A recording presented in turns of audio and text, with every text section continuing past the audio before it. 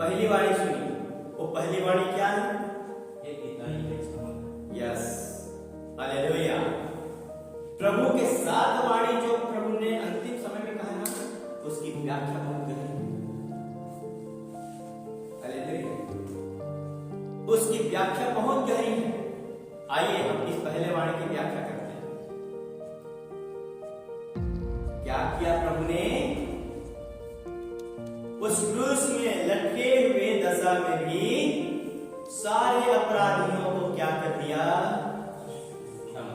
क्षमा कर दिया और कह दिया कि हे पिता, तू इन्हें क्षमा कर, क्योंकि ये नहीं जानते कि ये क्या कर रहे हैं। पहले शब्द की व्याख्या, पहले वाणी।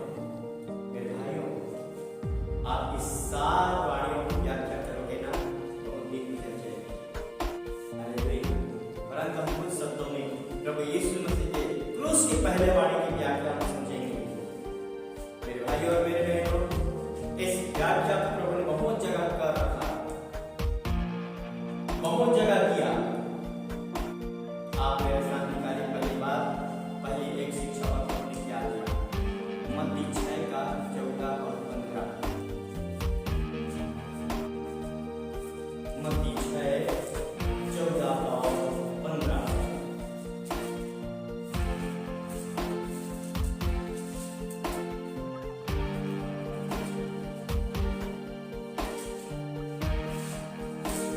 इसलिए यदि तुम मनुष्यों के अपराध क्षमा करोगे तो तुम्हारा स्वर्गीय पिता भी तुम्हें क्षमा करेगा। और यदि तुम मनुष्यों के अपराध क्षमा न करोगे तो तुम्हारा स्वर्गीय पिता भी तुम्हारे अपराध क्षमा न करेगा। आमीन, आमीन, हालेलुया। हालेलुया। मेरे प्रिय भाइयों और बहनों, प्रभु यीशु मसीह के वचन में प्रचार का हमारा टॉपिक है, विषय है क्षमा। जो प्रभु यीशु मसीह ने क्रूस के समय पहली शब्द वाणी बोला था, वो शब्द क्या है? क्षमा करना। हालेलुया। प्रभु यीशु अपने जीवन के सेवा के सारे समय में यह महत्वपूर्ण शिक्षा दिया करने लगा। इसलिए यदि तुम इस धरती पर एक मनुष्य के अपराध को तुम क्षमा नहीं करते हो, परमेश्वर का वचन कहता है तुम्हारा स्वर्गीय पिता भी तुम्हारे इस अपराध को क्षमा कर देगा। Hallelujah, praise the Lord. और यदि तुम मनुष्यों के अपराध क्षमा नहीं करोगे तो आगे लिखा है तुम्हारा स्वर्गीय पिता भी तुम्हारा अपराध क्षमा नहीं करेगा। आमीन। प्रभु ने क्या सिखाया इस दुनिया को? प्रभु यीशु मसीह ने इस दुनिया को क्या सिखाया?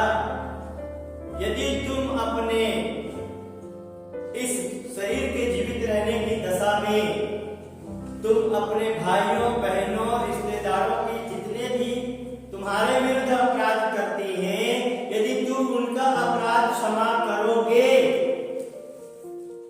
तो मेरा पिता स्वर्गीय पिता है, वो तुम्हारे भी अपराध को क्षमा करेगा। एक क्रूस में किए गए क्षमा की व्याख्या है मेरे भाई। हालेलुया, बहुत गंभीर बात। हालेलुया। हम मनुष्यों के भी अपराध को इस धरती पे रहते रहते करते हैं, उनके भी अपराध को क्षमा करें। हालेलुया। तब हमारे भी अपराध जब हम करते हैं, उसको भी पिता हमको क्षमा करेगा, क्योंकि हम मनुष्य जाति अपराधी ही हैं। और पता नहीं किन किन बातों से हम अपराध कर बैठते हैं। हालेलुया। अपराध करने वाले को अपने अपराध की दशा का ख्याल ही रहता है क्या? नहीं रहता। इसलिए धरती के हर एक मनुष्य अपराधी है। इसलिए हम अपराधी दशा को पहचाने कि मैं भी अपराधी हूं और मैं अपने मेरे साथी जो अपराध कर रहा है उसके भी अपराध को मैं क्षमा न करूं, हालेलुया। सो मेरे भाई और मेरे बहनों, हम अपराध को समझें, अपराधी मैं भी हूं, अपराधी मेरा साथी। हालेलुया। तो एक वचन जानने वाले को वो कर्तव्य है कि वो अपने सभी अपराधियों को भी क्या करे, ताकि वो चाहता है कि मेरा अपराध कौन क्षमा करे। तो आपके अपराध को क्षमा कौन करेगा? परमेश्वर क्षमा करेगा। किसके बदौलत? जब आप अपने अपराध को क्षमा करेंगे। आमीन, हालेलुया। मेरे भाई और बहनों, पद 15 क्या लिखा? और यदि तुम मनुष्यों के अपराध क्षमा न करोगे तो तुम्हारा पिता भी तुम्हारे अपराध क्षमा न करेगा। यदि तुम मनुष्यों के अपराध को भी यदि क्षमा नहीं करते हो तो तुम्हारा अपराध को कौन क्षमा करेगा भाई? इसलिए बाइबल मुकद्दस पवित्र कलाम सिखलाती है कि हम भी अपने साथियों के अपराध को क्षमा करना सीखें। यदि हम अपने अपराध की क्षमा चाहते हैं तो हालेलुया। ये सब बातें सबके लिए लागू होता है मेरे भाई, ध्यान से। छोटे बच्चे के लिए भी लागू होता है, बड़े बुजुर्गों के लिए लागू होता है, सेवक के लिए भी लागू होता है और अनुयायी के लिए भी लागू होता है। हालेलुया। तो मेरे भाई और मेरे बहनों, हम इस बात को समझें। अगला पॉइंट यूहन्ना 8:11 का है।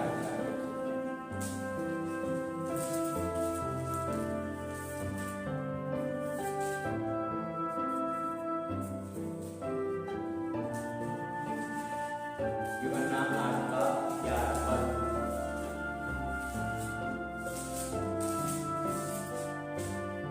उसने कहा, हे प्रभु, किसी ने नहीं। यीशु ने कहा, मैं भी तुझ पर दर्द की आज्ञा नहीं देता। जा और फिर पाप न करना। यस, बोलो आमीन, हालेलुया। मेरे भक्तों, प्रभु के अजीजों, प्रभु का वचन आपको क्या पढ़ा रहा है? ये बातें किसके लिए कही? एक व्यभिचारिणी स्त्री, हालेलुया। एक व्यभिचारिणी स्त्री जो व्यभिचार करते पकड़ी गई। हाँ, सुनने में नहीं आया जो व्यभिचार करती है, परंतु ऐसा क्या था? उसको व्यभिचार करते आंखों से देख लिया गया। ठीक है, उसको व्यभिचार करते आंखों से देख लिया गया। तो शास्त्री और फरीसी लोग उसको पकड़ करके प्रभु यीशु मसीह के पास ले आया। ले अब इसका फैसला कर। मैं सुना रहा हूं, इसको ध्यान से सुनिए। प्रभु यीशु मसीह के पास शास्त्री और फरीसी उसको पकड़ करके ले आया। अब देखते हैं यीशु इसका फैसला कैसे करता है। हालेलुया, बड़ा निश्चित है। और जब प्रभु यीशु मसीह के पास उस स्त्री को पकड़ करके ले आए, आप तो किसी व्यक्ति को व्यभिचार करते हैं, हाथों हाथ नहीं पकड़ते ना? रंगे हाथ पकड़ते हो क्या? नहीं पकड़ते। लेकिन ये लोग रंगे हाथ पकड़ लिए उसको और पकड़ करके ले भी आए खुदावंद यीशु मसीह के पास और कहने लगे, हे यीशु, इसकी फैसला कर। तो इनका अपराध क्या? इसको हमने व्यभिचार करते पकड़ लिया। आप तो चुप कर व्यभिचार करते, चुप कर व्यभिचार करते। एक स्त्री ऐसी थी जिसने खुलेआम व्यभिचार किया और खुलेआम पकड़ी भी गई। लेकिन उसके चेलों ने पकड़ करके लाया, कहा, यीशु अब इसकी कैसा न्याय करता? हालेलुया। तब प्रभु यीशु मसीह ने एक शब्द कहा, ध्यान से सुनिए। जितने भी उसको पकड़ करके लाए और सबको उसने कहा, अब इस पर हम यीशु तेरा न्याय चाहते हैं। अब जो भी अपराध में पकड़ा जाता है ना, वहां पर क्या करो? इन पर क्या करो? पथराव करो। उन स्त्री पर उन सब लोग चिल्ला करके कहने लगे, इन पर पथराव करो, इनको मारो, इनको मारो, इनको मारो। यीशु मसीह बहुत सुंदर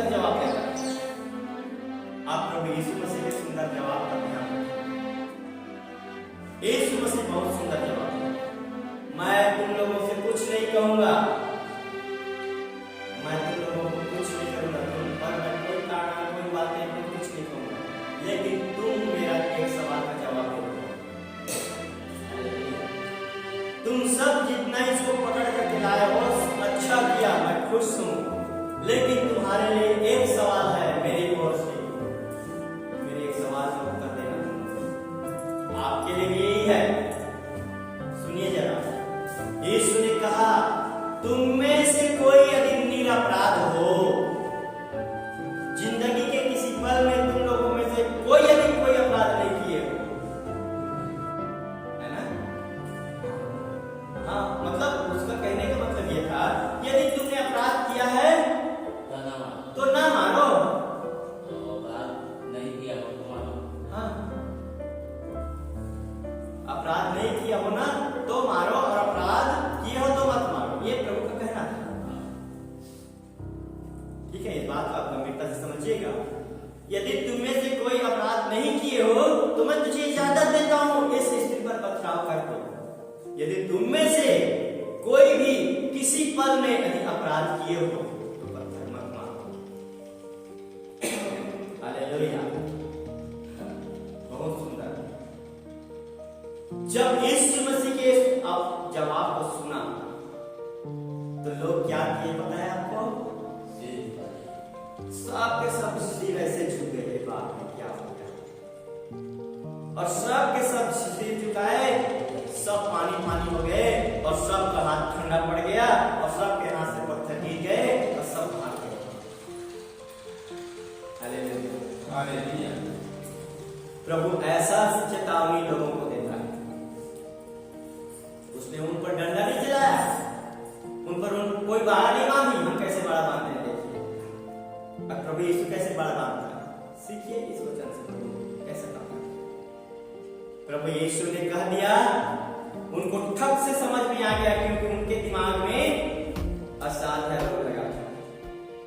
हालेलुया, उनके ना सोच और विचार में जो असाध्य रोग लगा था उसका इलाज प्रभु ने कर दिया, और सबको समझ में आ गया यार बहुत सचमुच हम सबसे बड़ा अपराधी हम। जब हम ही अपराधी थे इसको कैसे सजा दे सकते हैं? हालेलुया, सब के सब अपने अपने घर को चले गए। प्रभु का वचन कहता है, जब यीशु मसीह ने अपना सिर उठा कर देखा, उठने में प्रभु यीशु मसीह ने सिर उठाया था। हालेलुया, और जब यीशु मसीह ऐसा सिर उठा करके देखा तो वहां पर अकेला वो स्त्री बैठी थी। हालेलुया, उस स्त्री को कहने लगी, बेटी तुझे किसी ने छुआ, तुझे किसी ने मारा, तुझे किसी ने पीटा? बेचारी स्त्री बड़े नम्र दिल से कहने लगी, नहीं प्रभु, किसी ने। प्रभु यीशु मसीह एक सुंदर जवाब देता है, जब उसने तुम पर दंड की आज्ञा नहीं दी अपराधी होकर के, तो मैं भी तुझे कोई प्रकार का दंड का आज्ञा नहीं देता। लेकिन एक अच्छी महत्वपूर्ण बात कही जो मैं आपसे करना चाहता हूं, पाप नहीं करना। आमीन, हालेलुया। क्या कहा? पाप नहीं करना मेरी ओर से। हालेलुया। और वो स्त्री इतना खुश हो गई, लोग मुझे नंगे हाथ पकड़ लिया, व्यभिचार करते फिर भी इसके पास लाया, उन्होंने भी बड़ा आश्चर्य काम किया, संसार में सकता है। लेकिन प्रभु यीशु मसीह के पास जब ये लोग मुझे इतना मारने के लिए उतावले थे, यहाँ तक कि लोग मारते तो मेरा प्राण निकल जाता, लेकिन यीशु मसीह भी मुझे मारा, मुझे नहीं मारा, तो क्या इससे कोई बड़ा हो सकता है? सोच करके देखो। मैं हर बार बोलता हूं, आप अपने सोच और विचार को प्रभु के वचन की ओर लगाएं, संसार से हट कर, तब आपको बात एक एक करके समझ में आती जाएगी कि मेरा यीशु कैसा है। हालेलुया।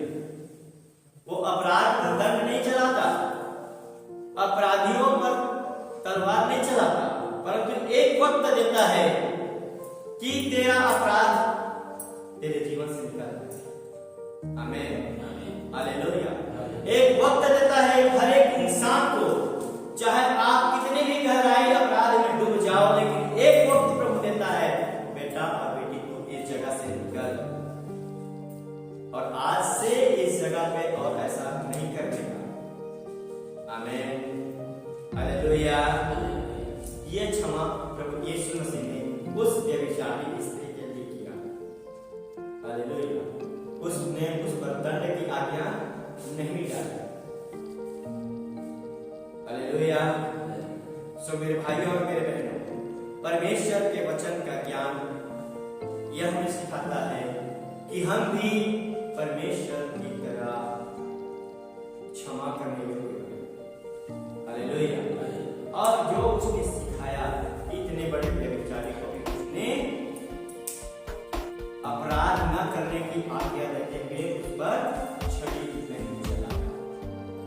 आमीन, हालेलुया।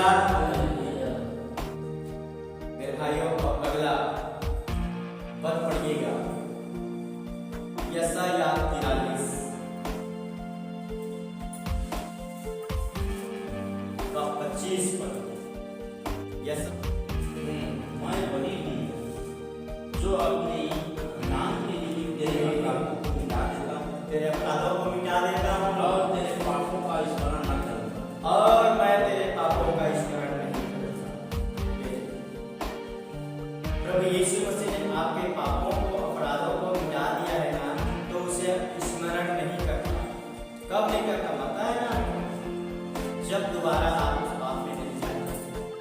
Hallelujah, hallelujah. जब आप दोबारा उस पाप में नहीं जाते हो ना, तो खुदावन खुद कहता है, मैं तेरे निमित्त, तेरे कारण, तेरे लिए, जो तू मुझ पर विश्वास करता है, मैं तेरे सारे अपराधों को मिटा देता हूं। सुनिए, मैं तेरे सारे अपराधों को मिटा देता हूं, और मैं तेरे पापों को अब अपने स्मरण में नहीं रखूंगा। आमीन, हालेलुया। मेरे भाइयों और मेरे बहनों, क्या परमेश्वर ने हमारे अपराधों को मिटा दिया? यदि आपके अपराध मिटा दिए तो मिट गए, और दोबारा आपका अपराध स्मरण नहीं करेगा। हालेलुया। मेरे भाइयों बहनों, यही तो है परमेश्वर का अद्भुत काम। आप यशायाह 18 पढ़िए। हाँ, कभी यशायाह को पढ़ा, लेकिन यशायाह 1:18 पढ़िए।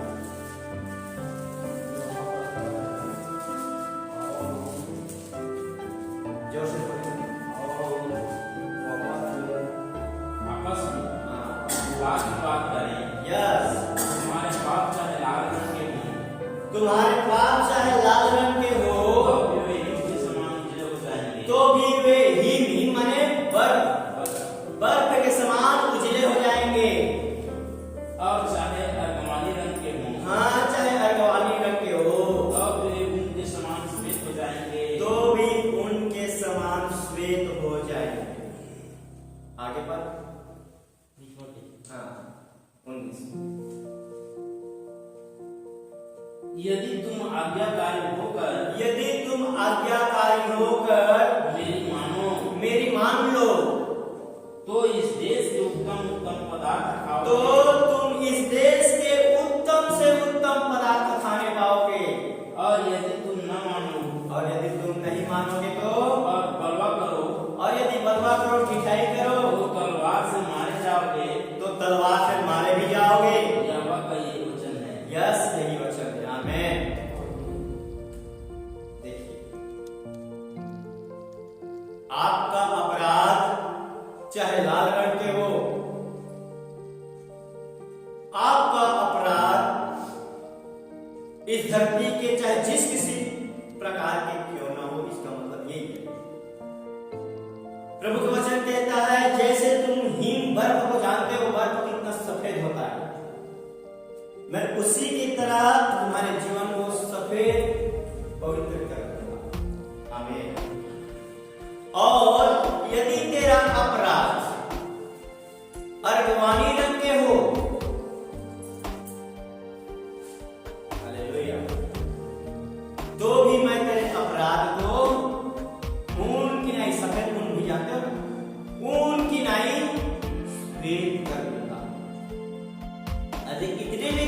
मेरी बात को नहीं जानता, इतने में भी तू मेरी बात को नहीं समझ रहा है और तू अपने मन की ढिठाई करते रहेगा।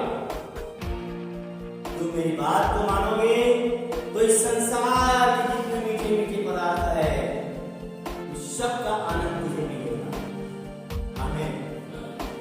इस संसार में जितने भी आनंद पहुंचाने वाली वस्तु जो चाहता है उसके द्वारा तुम्हें आनंद मिलेगा, आनंद मिलेगा। लेकिन यदि तुम मेरी बात को नहीं मानोगे तो तलवार से मार भी डालूंगा। ये परमेश्वर का बहुत अच्छा है। क्या करना है आप समझिएगा। हालेलुया। मना भी करता है, चेतावनी भी देता है यह वचन। हालेलुया। मना करता है और चेतावनी भी देता है यह वचन। जिस तरह से प्रभु यीशु मसीह ने कहा, बेटी जा अब की बार माफ नहीं करना, मैंने तेरे पाप क्षमा कर दिए। चाहे तेरे पाप लाल रंग के था ना, क्षमा हो गया। चाहे तेरे अपराध अरगवानी रंग के थे, मैंने क्षमा कर दिया। अब इस तू संसार में से उत्तम पदार्थ खाने पाओगे। हमें ये मेरे भाई और मेरे बहन, जब परमेश्वर कहता है वो अटल है, और जब तुम फिर से बदला करोगे, फिर से वही काम करोगे, तो मैं आपकी बात मुझे क्षमा नहीं करूंगा मेरे बेटा, मेरी बेटी। मैं तो तलवार चलाने में मजबूर हूं। हालेलुया। इसलिए आज भी परमेश्वर के वचन में सचमुच गुड़ और रहस्य भरी बातों को समझाता है कि परमेश्वर में हम क्या करें और क्या ना करें। आमीन। यदि हम अपने ढिठाई में रहेंगे ना तो उसका तलवार हमारे जीवन में चलेगा ही चलेगा ही चलेगा ही। वो मेरी प्रार्थना में दूर नहीं कर सकता। हाँ, मैं साफ बता रहा हूं, इस दुनिया के किसी भी पास्टर का प्रार्थना से दूर नहीं कर सकता।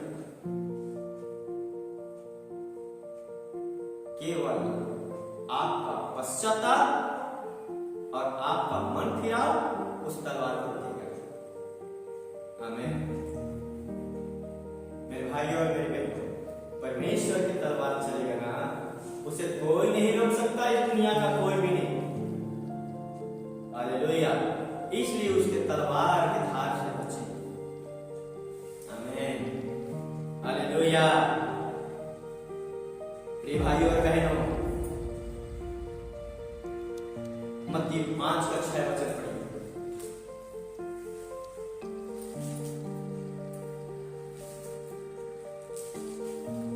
मत्ती 5:6 पर पढ़िए।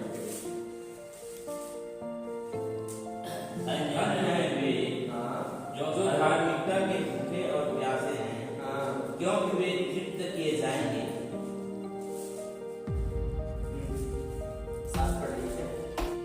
धन्य है वे जो दयावंत हैं, क्योंकि उन पर दया की जाएगी। या सही साथ में है।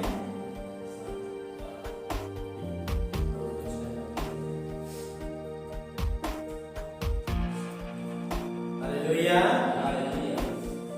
मेरे प्रियो, धन्य है वे जो दयावंत है, क्योंकि उन पर दया की जाएगी।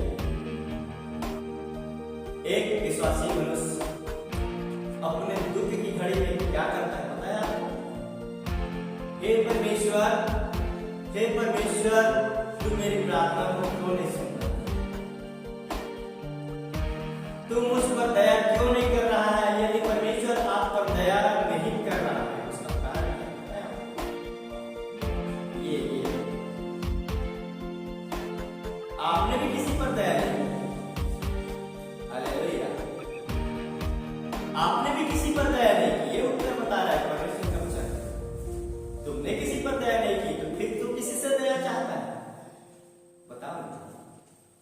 तुम दूसरों पर दया करोगे ना तो दया तुम पर की जाएगी। हालेलुया। मेरे भाइयों, कभी कभी परमेश्वर की दया हम पर नहीं होती है, सच बात है। कभी कभी आप कितना भी गिड़गिड़ा, कभी कभी आप कितना भी प्रार्थना कर लो, कितना भी कुछ कर लो, क्यों ना कर लो, लेकिन एक बात की कमी रह जाती है हम मनुष्यों में। उस दया को हम क्यों नहीं पाते? हम उसका उत्तर प्रभु का वचन कलाम बताता है, क्योंकि हमने दया करना नहीं जाना। हमने अपने साथियों पर दया नहीं की, इसलिए परमेश्वर हम पर भी दया नहीं करता। आमीन, हालेलुया। क्योंकि परमेश्वर उस व्यक्ति को धन्य कहता है, उस व्यक्ति पर अपना हाथ रखता है। और धन्य कहने का मतलब आप समझ रहे हैं? धन्य कहने का मतलब है परमेश्वर अपना दाहिना हाथ बढ़ाकर आपके सर से लेकर पूरे शरीर पर रहमत का हाथ रखता है। हालेलुया। रहमत का हाथ रखता है और कहता है, बेटा तू जिंदगी है। आप अपने बच्चों पर, जिस किसी पर आप तरस खाते हो, तो उस बच्चे के अच्छे कामों से आप भी कहते हो, बेटा तू धन्य। और धन्य नहीं कहते, परंतु उसके शरीर को सहलाते हो। हालेलुया। उनके शरीर को क्या कहते हो? सहलाते हो, और उसके सिर पर आप हाथ रखते हो। हालेलुया। उनके सिर पर क्या रखते? हाथ रखते। तो उस बालक को लगता है, उस बालक को लगता है, उस व्यक्ति को लगता है कि ठंडा पानी मुझ पर उतर आया। हालेलुया। उनको कैसा लगता है? ठंडा पानी मुझ पर उतर आया। उनको इतना सुकून मिलता, उनको इतना शांति मिलता है। इसी को प्रभु ने धन्यवाद कहा। हालेलुया। परमेश्वर जिसको धन्यवाद करता है ना, उसके सिर पर अपना हाथ रख देता है। हालेलुया। उनके सिर पर अपना हाथ रख देता है और उनको शांति और सुकून मिलता है। आमीन, हालेलुया। सो मेरे भाइयों और मेरे बहनों, परमेश्वर ने ये जो वचन आपको सिखाया है, क्षमा करने की बात। हालेलुया। इस क्षमा के इस महत्वपूर्ण बातों को समझिए।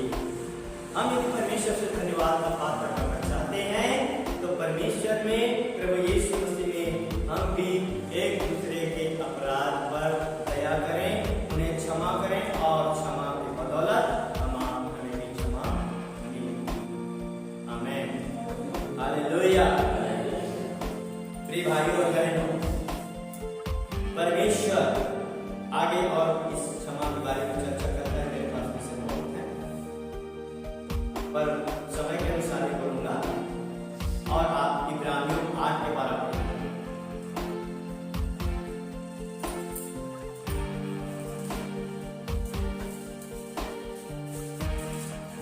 इब्रानियों